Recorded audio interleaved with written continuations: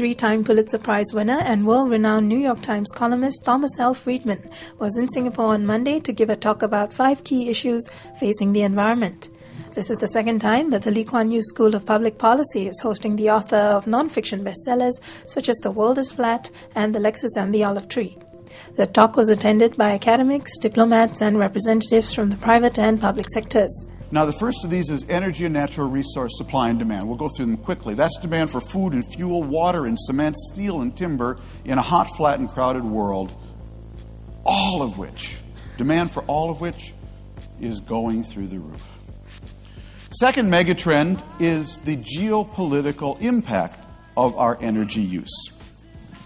I call that the first law of petropolitics, the price of oil and the pace of freedom in oil-dependent states move in opposite directions. The third mega issue is climate change. The weather gets weird.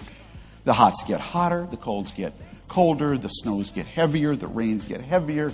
Just remember, that CO2 we put up in the atmosphere, it stays there for roughly the same length as all recorded human history, about 3,000 years.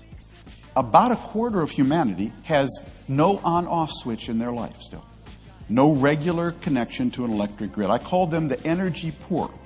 And to be energy poor in a hot, flat, and crowded world is devastating because you will not have the electricity to run the simplest fan when the hots get hotter. And most of all, you won't have the electricity for your kids to get to Google. They will fall behind exponentially, not at a normal rate. The last mega issue is biodiversity loss. We are in the midst, actually, of a mass phase of biodiversity loss. According to Conservation International, we're losing about 1 new species in this hot, flat, and crowded planet every 20 minutes.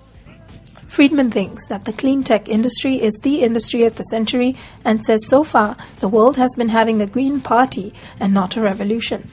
Green is no longer just a lifestyle issue. It's going to be about economic power, and it's going to be about innovation power.